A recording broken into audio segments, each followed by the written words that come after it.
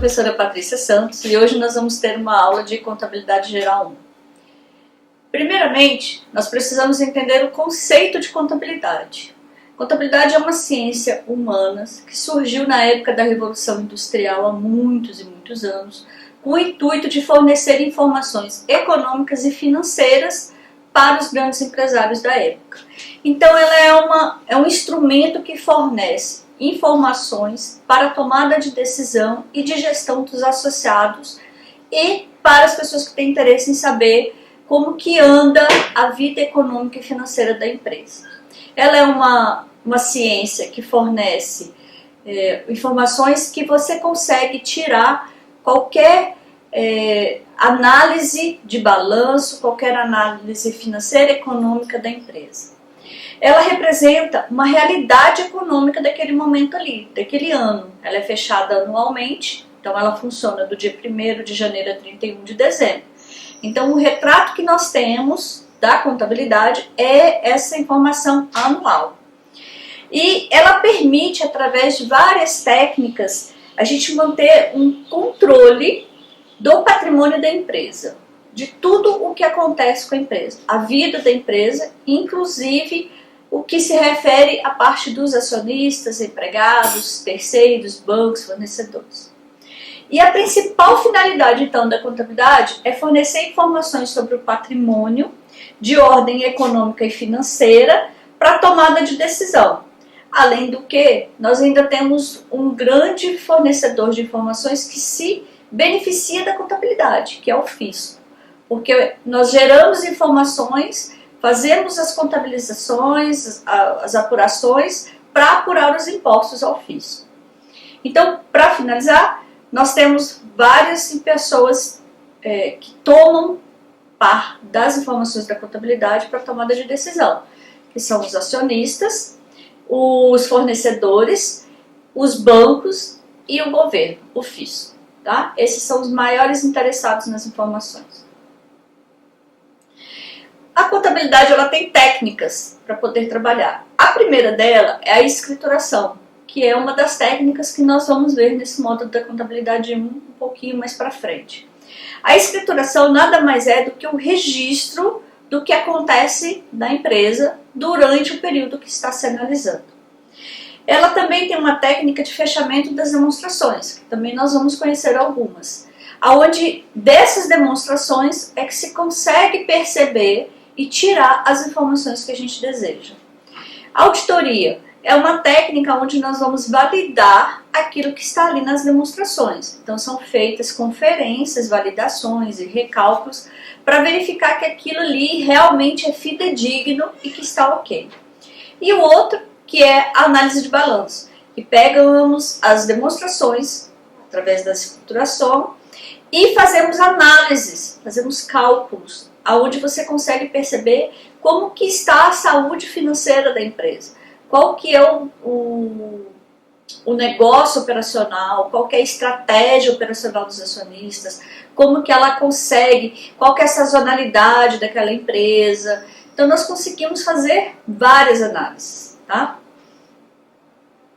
Primeiramente, a contabilidade ela gera informações do patrimônio da empresa. E para que vocês precisam ter bem claro a diferença entre patrimônio e patrimônio líquido.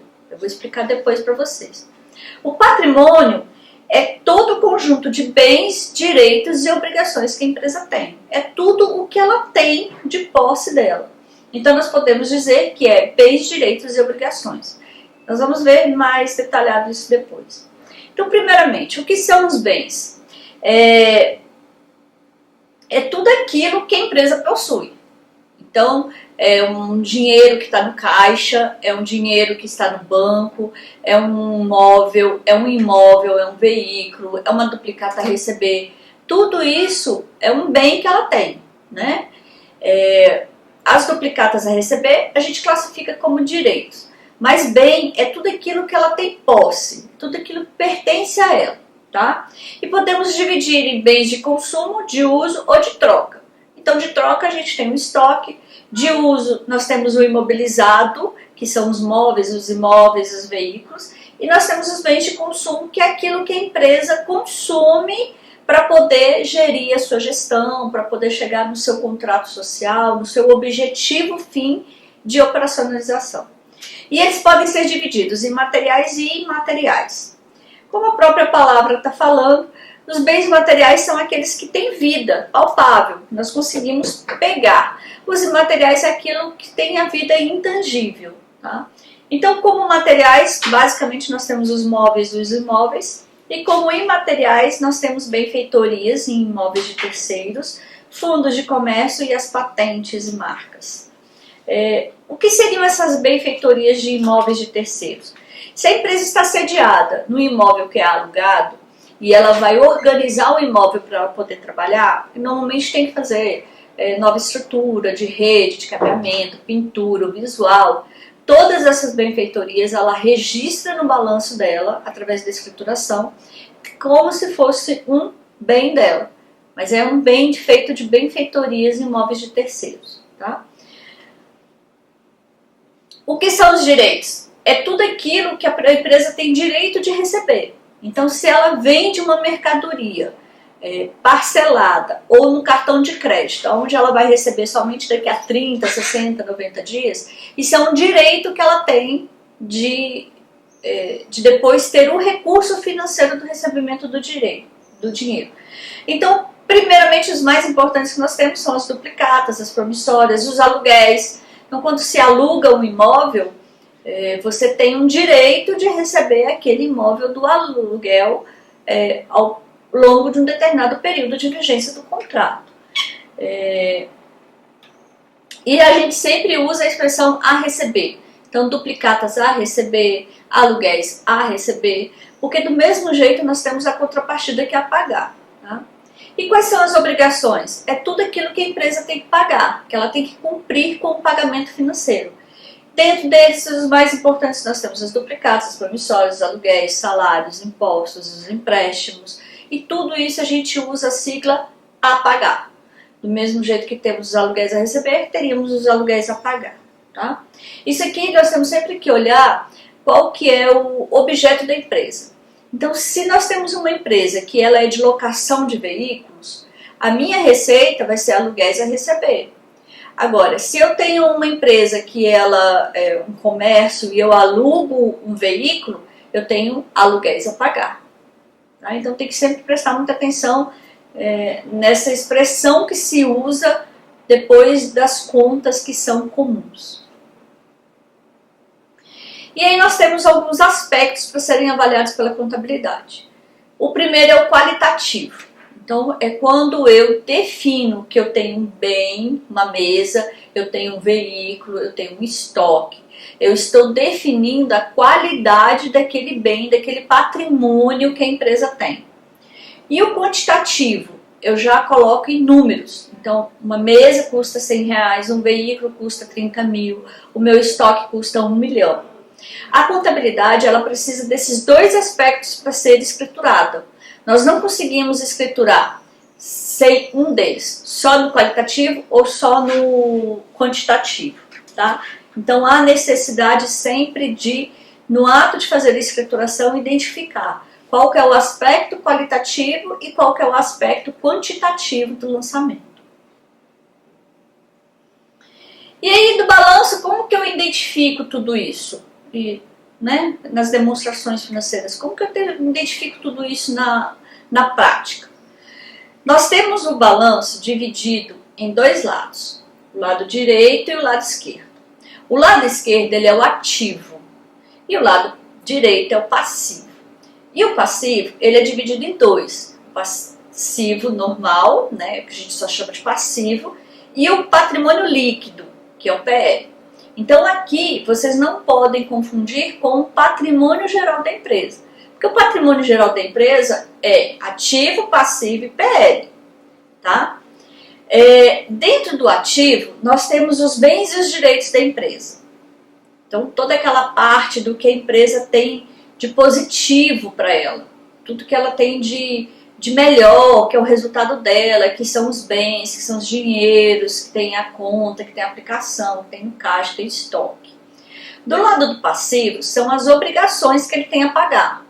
E aí, por que a gente divide o passivo em dois? O primeiro de cima são as obrigações que nós temos com terceiros, com pessoas fora da empresa. Então, é com o fornecedor, é com o funcionário, é com um banco, é com o governo, com o fisco, qualquer outra coisa que esteja fora da composição acionária da empresa.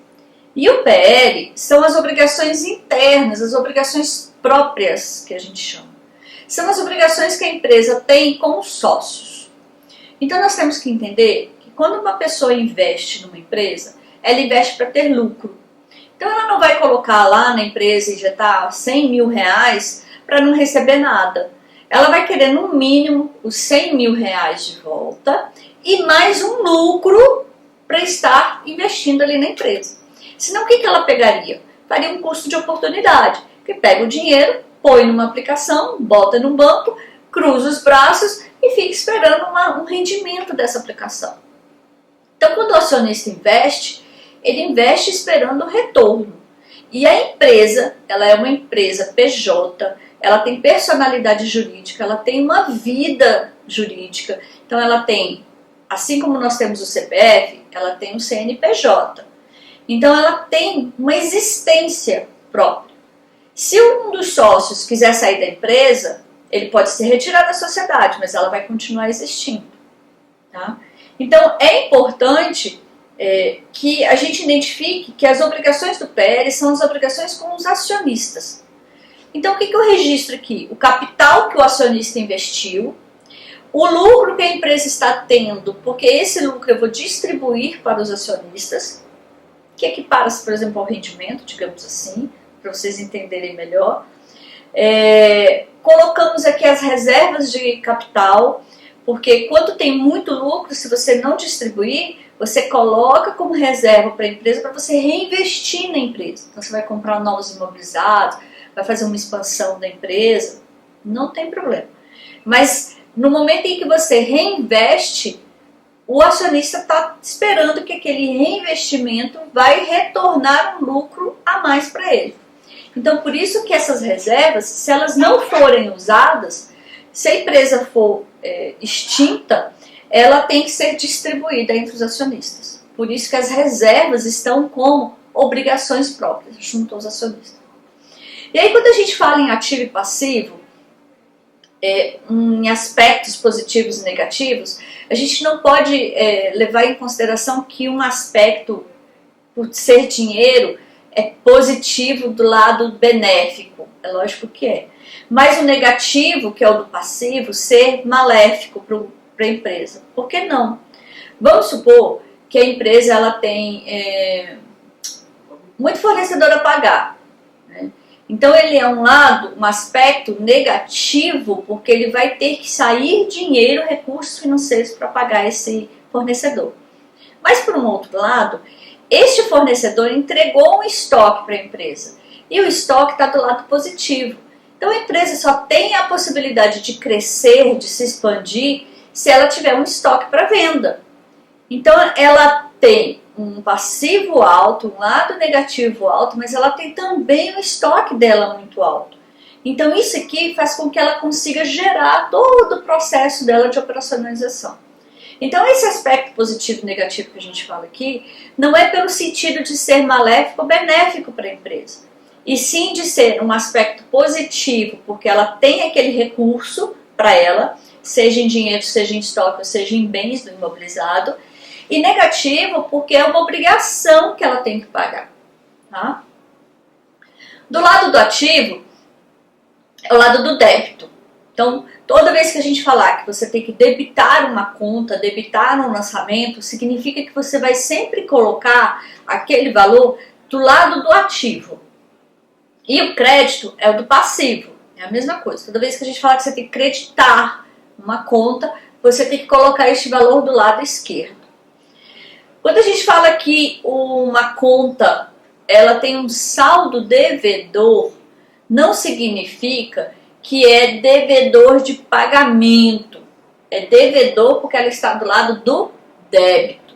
Quando a gente fala que a conta tem saldo credor, não é porque ela tem que receber, é porque ela está do lado do crédito. Então, tudo que vocês imaginam, tudo que vocês sabem, que vocês são acostumados a ver com a sua conta bancária no banco, que tem débito e crédito, aqui você tem que pensar diferente, é o inverso. Porque a contabilidade, ela demonstra os aspectos dela para terceiros, em relação aos outros com a vida dela, então inverte, tá? Quando a gente compra um estoque de um fornecedor, eu tenho o que a gente chama de origem do recurso. Porque eu só tenho estoque se eu tiver a duplicata a pagar para o fornecedor. Então é esse fornecedor que está me dando a origem do meu estoque. E quando eu compro dele, o que eu faço com aquele bem? Eu coloco no estoque, ou eu coloco para materiais de bens de consumo, ou eu vou colocar na conta. O que for do lado do passivo é a origem, do lado ativo é a aplicação daquele recurso. O acionista investe dinheiro. A origem está do lado passivo. Ele está emprestando dinheiro, ele está investindo dinheiro na empresa. Aonde que eu vou aplicar esse dinheiro? Eu posso botar em banco, eu posso comprar estoque, eu posso comprar um permanente. Eu estou aplicando aquele dinheiro que o acionista investiu. Então, sempre do lado do passivo, nós vamos encontrar a origem dos recursos que estão entrando na empresa. E do lado do ativo, nós vamos ter a aplicação desses recursos que entraram. E se a gente for mostrar isso mais visualmente, eu aqui trouxe um razonete, esse de preto, essa estrutura que bota o nome da conta em cima, com uma linha no meio, tem o lado direito e o lado esquerdo, chama-se razonete. Então, o razonete, ele espelha o balanço. O balanço, se você for buscar na internet modelos de balanços publicados, você vai ver que todos os balanços são nessa configuração. Ele é um pedaço da folha, ele é dividido ao meio, do lado ativo, passivo e PL. Todos sempre vão ser assim. E aí o razonete aqui espelha aquilo ali. Então, vamos supor que eu tenho um lançamento que eu comprei um fornecedor, né? Eu comprei de um fornecedor. Eu tenho que fazer um lançamento de duas pernas, que a gente chama, que é a partida dobrada. Como que funciona? Você tem que colocar a sua obrigação de pagamento do fornecedor, então, fornecedores a pagar, e você tem que colocar do outro lado do ativo o seu direito daquilo ali. Então eu coloquei como se fosse banco movimento, tá? E aí eu vou lá e vou pagar o fornecedor. O que eu faço? Eu ponho, abato do lado do fornecedor. Então, se o fornecedor estava aqui, porque ele é uma conta do passivo, quando eu pago ele, eu tenho que diminuir essa dívida. Então, eu venho aqui e lanço do lado de cá o valor porque eu vou diminuir. E aqui eu lanço porque eu estou diminuindo também a minha conta corrente. Nós vamos ver isso mais na frente, eu vou dar um modelinho de caso prático para vocês entenderem. É só para vocês entenderem que o razonete funciona assim. O que são esses numerozinhos aqui? A gente normalmente coloca, porque isso é didático, para vocês poderem treinar e a gente ensinar. A gente coloca do lado o número do lançamento. Então eu estou fazendo o primeiro lançamento. Nesse caso aqui, eu tinha já um lançamento na conta lá, eu tinha um saldo na conta de R$1.000. Qual foi o segundo lançamento? Eu peguei e paguei. Qual foi o terceiro? Eu comprei. Então, em ordem de data, você vai fazendo os lançamentos. Depois, quando você vai fechar, você puxa o saldo. Então, esse saldo aqui, o devedor, ele está do lado de cá, porque o banco movimento ele vai estar na conta no lado do ativo, porque ele é um bem direito meu. Então, o saldo dele vai ser devedor. Então, o saldo dele vai ser devedor, porque ele é uma conta do ativo e ele tem sempre saldo devedor. Quando a conta é do passivo, ele vai ser sempre um saldo credor. Por quê? Porque o fornecedor está do lado do passivo, que é uma obrigação, e quando a gente encerra a conta, ele vai ter um saldo credor, tá? Então, isso aqui é só para vocês entenderem como que funciona visualmente essa questão de débito, crédito, saldo devedor, saldo credor, bom? E aí você tem que falar agora em situações do patrimônio. que significa isso? Uma empresa, ela tem recursos, ela vai bem, ela tem lucro, ou ela está no prejuízo, ou ela morreu na praia. Então, essas são as situações do patrimônio. A situação de um patrimônio de uma empresa é sempre pela equação bens mais direitos menos obrigações. O que é isso aqui? É nessa telinha aqui, ó. Se eu tenho na conta corrente dinheiro e eu tenho um bem permanente, são bens. Então, são meus bens e meus direitos. E eu tenho uma obrigação, eu tenho que tirar a obrigação. É igual quando nós recebemos salário, né? Você tem um bem e um direito, certo? Você tem as obrigações para pagar e você fica ou no positivo ou negativo, ou você fica no nulo. Então, quando eu tenho que essa equação aqui fica positiva, eu tenho uma situação líquida patrimonial ativa. Por quê? Porque os meus bens e os meus direitos são maiores do que a minha obrigação. Então, eu tenho 2.000 com 100, eu tenho 2.100, tá? Então, ela é do lado ativo. Eu tenho mais ativos do que passivo. Ou superavitário. Essa linguagem de superavitária e deficitária usa-se para empresas que são ONGs, que são do terceiro setor, que são aquelas empresas que foram criadas e que não têm o objetivo de gerar lucro. Elas têm um fundo social, tá? Não pode ser feita distribuição de lucros, não tem sócios, não tem... Existe uma composição de conselheiros, de conselhos, de diretores, e aí aquilo ali gera empresa. Mas eles não podem receber dividendos e nem participação nos lucros, tá? Então, quando eu tenho uma posição onde meu ativo é maior que o passivo, eu tenho uma posição ativa e positiva. Quando eu tenho mais obrigações para pagar e menos condições de pagar, eu passo a ter uma posição passiva, porque o meu passivo é maior do que o meu ativo, ou deficitária, porque eu estou precisando de recursos, ou passiva descoberto. Quando a gente fala essa linguagem do passiva descoberto, é isso. Significa que eu tenho mais passivo do que ativo. Se eu tiver dinheiro na conta de 2.000 e eu tenho mais um computador que vale 100, mas eu devo 3.100, eu devo mais do que eu tenho. Então eu tenho sempre uma posição negativa. E a nula é quando ficou elas por elas. O ativo e o passivo fica igual. Quando nós vamos fechar balanço, a gente sempre tem que zerar o ativo e o passivo. Tem que ser zero. Zero sim, eles têm que ser iguais os valores. Para você poder chegar no final de fechamento, o seu ativo, o seu passivo mais o PL tem que ser igual a zero, tá? Mas é claro que para uma avaliação financeira da empresa, você estar numa situação patrimonial líquida nula é complicado, porque você não está dando o retorno que o acionista quer, tá? Isso aqui é uma posição diferente, é uma visão diferente do fechamento. Então, quando você for analisar e que você for conversar com alguém, você não pode dizer para a pessoa que a situação tem que ser sempre nula, porque o ativo e o passivo tem que ficar igual. Não é isso, são coisas diferentes, tá bom? E aí eu venho agora para explicar o que é o PL, o que é o patrimônio líquido, que é essa partezinha das obrigações com sócios. Nessa parte do PL, o que a gente lança? Como eu falei, o capital. O capital ele pode ser capital inicial, subscrito, ou subscrever ou integralizar.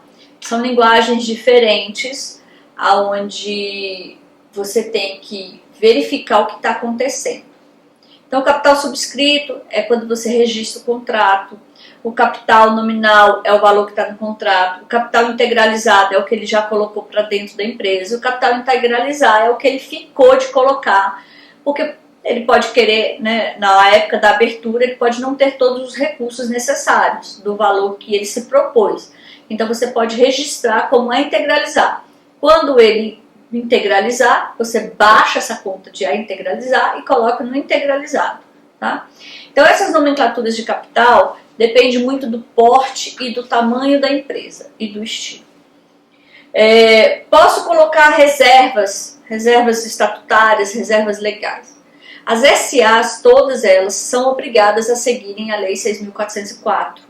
E lá dentro tem um artigo onde diz que é obrigatório que todas as SAs façam uma reserva legal de X% do lucro. Tá? Então aqui tem uma conta de reserva legal. Reserva estatutária, ela está definida no contrato. Então os sócios, quando montaram a empresa, definiram que todo ano eles vão sempre reinvestir um percentual do lucro do ano. Então eles definem, e aí todo mês você tem que fazer uma reserva estatutária para que você possa, no final do ano, cumprir com o que está no estatuto. Tá? Lucros ou prejuízos? Quando a empresa fecha o ano e ela teve lucro ou ela teve prejuízo, tem que registrar aqui, porque isso reverte. Se for prejuízo e a empresa fechar, extinguir, os sócios têm que arcar com aquilo ali. Então, por isso que é uma obrigação própria. Se for lucro, distribui. Tá? Então, o que eu tenho de capital próprio? Quais são as fontes desse capital próprio que eu tenho ali? Primeiro, recursos do proprietário, onde ele vai integralizar o capital, vai investir a primeira vez, ou vai reinvestindo ou investindo novos recursos na empresa a cada tempo que ele precisar. Então, esses são os do proprietário. Da evolução normal da empresa, é quando a empresa operacionaliza, ela gera resultado, ela deu lucro, isso é uma fonte de capital próprio proveniente da operação da empresa.